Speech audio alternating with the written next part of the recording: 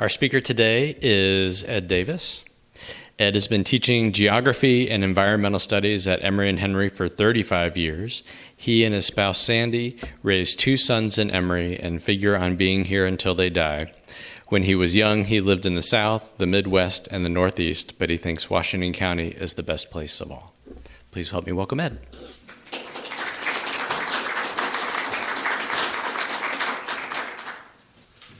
I feel very grateful to be here. Thank y'all for having me. Very grateful to be in this community and to know so many wonderful people that choose to live around here and make it home.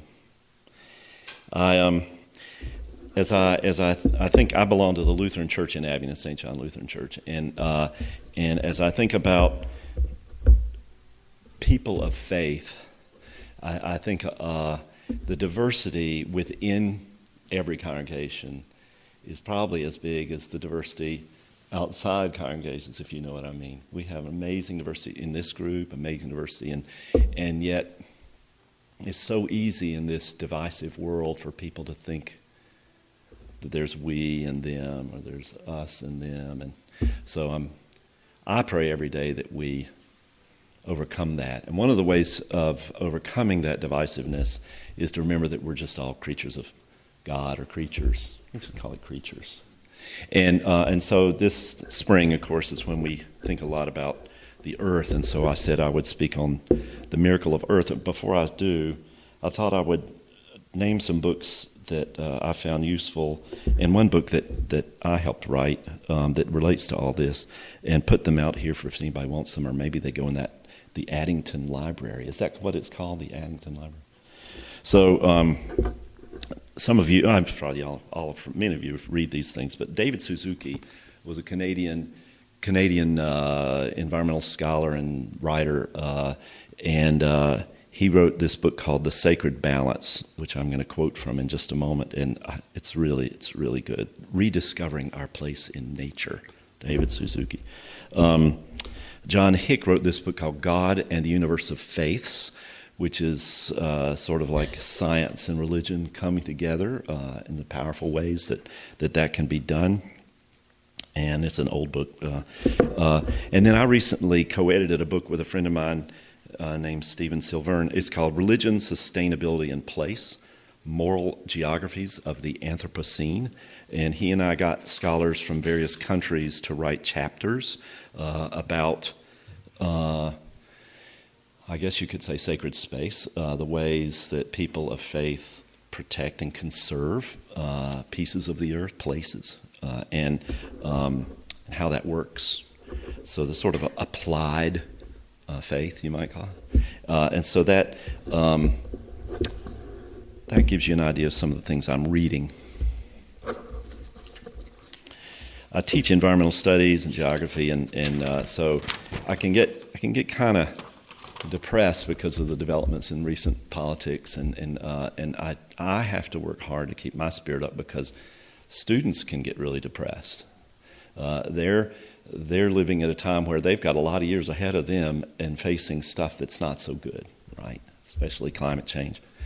And so I spend a lot of time working to try to make myself strong so that I can be strong for them and give them hope and not despair. So I was asked to select music for today, and I selected that Shaker hymn that we're all familiar with. The words are attributed to Joseph Brackett. Did anybody know that? Joseph Brackett. Joseph Brackett wrote that song back in the 1800s and died in 1882, so maybe it's easy to forget who he was. He was a Shaker in the Maine Shaker community. And that song was actually not well known outside the Shaker community until Aaron Copland took the tune for Appalachian Spring. So many of y'all have heard that. That was 1944 when that came out, and it began to be more widely sung outside the Shaker community after that. And then Judy Collins put it on an album. Raise your hand if you're familiar with that. Judy Collins' album, something about whales. Isn't that the one with the whale song on it? Anyway, Judy Collins, that's the version I heard first, and then have heard it many times since. I'm going to read the words slightly different. If you go back to the original Brackett words, "'tis the gift rather than 'tis a gift." I'm not sure if it's just easier to say, 'tis a gift. But anyway, 'tis the gift to be simple, 'tis the gift to be free. 'Tis the gift to come down where we ought to be. And when we find ourselves in the place just right, 'twill be in the valley of love and delight, when true simplicity is gained, to bow and to bend, we shan't be ashamed. To turn will be our delight, till by turning, we come round right.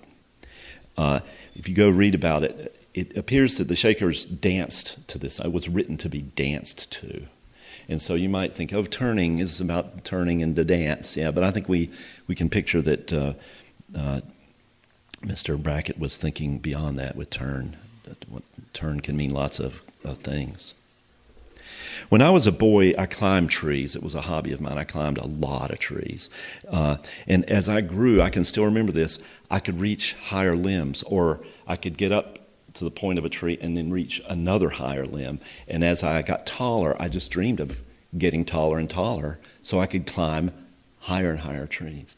I got in trouble because adults would see me, in the neighborhood adults, and because I was going to the tops of trees. And one time, actually, I fell pretty far because the tree broke. I got too high, and the top broke off, and the branch and the top of the tree came with me, and we landed on the ground. I must have had a concussion, but I never told my parents because they were not home, and I was just a 13-year-old idiot, and I figured, it's all going to be okay. I don't think I've been as bright ever since then. But I kept on climbing trees, and I can imagine, back at the time when I did this, I can picture a couple of neighborhood parents turning to each other and shaking their heads and saying, well, bless his heart, he sure is a simple boy.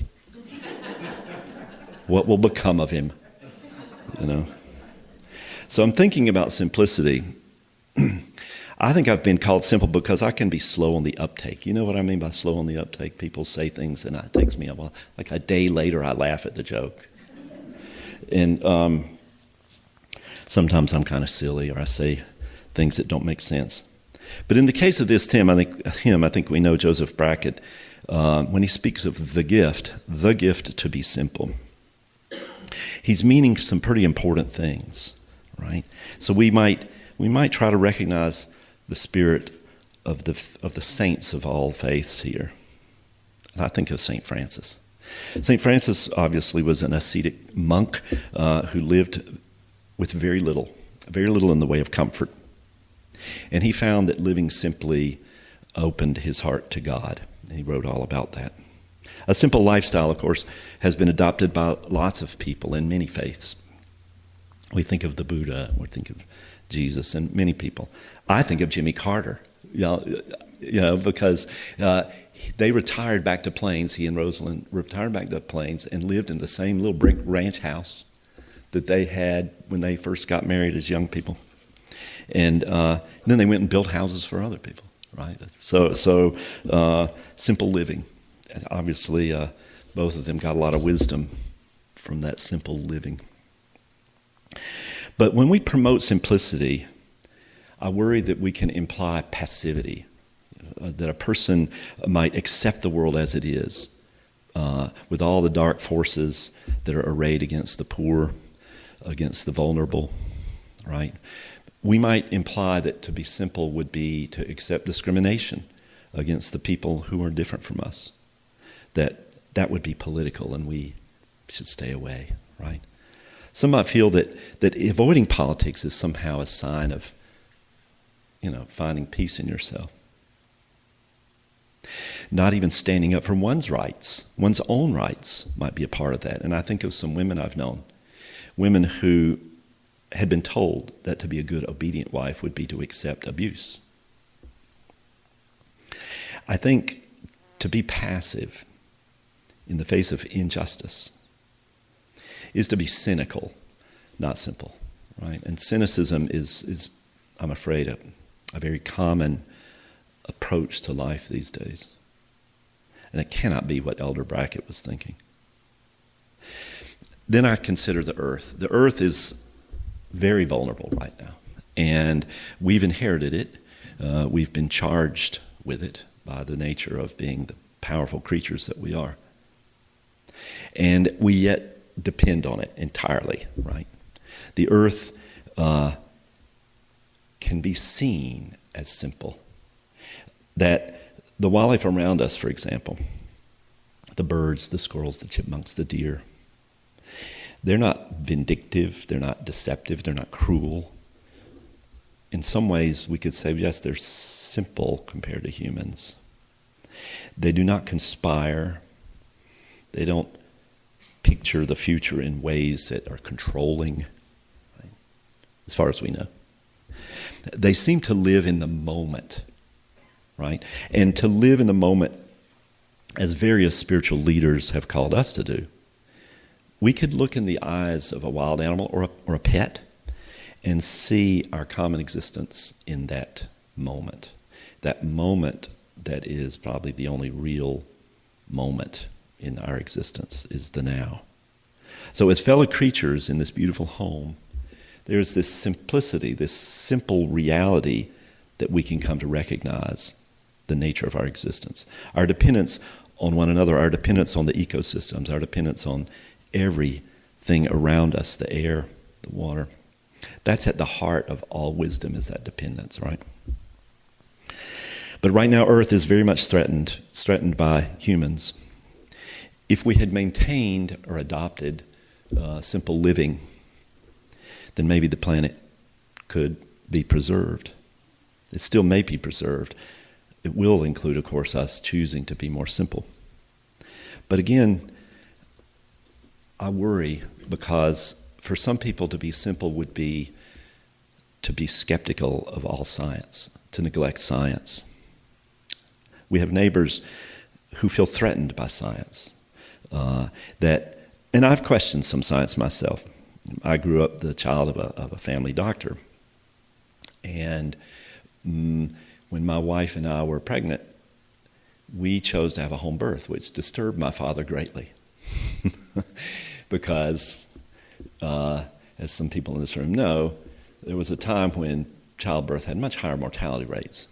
We arranged for an obstetric nurse to be present, for a highly trained and certified birther to be with us. We had, we did all we could. Was my father satisfied? No. He had delivered thousands of babies, and so he was aware that bad things can happen. So he felt we were neglecting the science, right? He felt that science was, you need to turn to science in that case. We came to see science in some perspective there. We had the home birth, and it was okay. But we still have great respect for science, for medicine. And you think about it, science is like all human creations. It's going to be flawed. It's going to have problems. And so science has been abused. It's been abused. It's been used to abuse people of color. It's been used to justify horrible things. And just justifying those horrible things doesn't make science itself bad. It just makes it a dangerous tool in the hands of the wrong people. So I worry that if a person says we need to be simple, a person could say that means, we will do without science. So that's a concern for me. I don't think that's what simplicity is about. Because I think about what science has allowed us to be, allowed us to see. It's made our children safer. We've recognized diseases before they kill us. We recognize invisible pollutants before they cause damage to our lungs. We understand that we are now causing climate change. Without science, we wouldn't know that.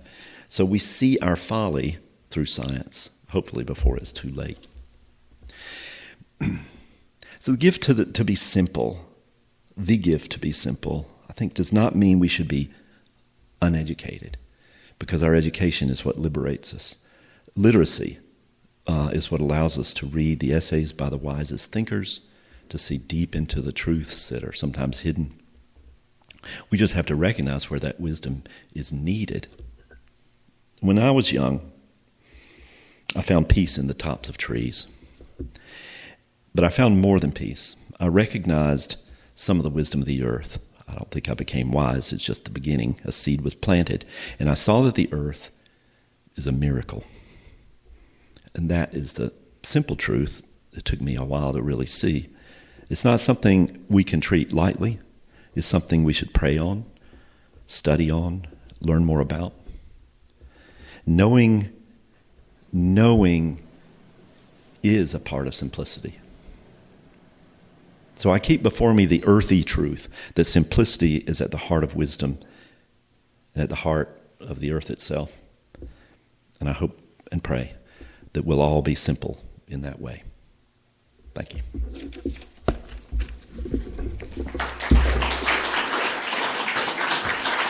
Oh, wait.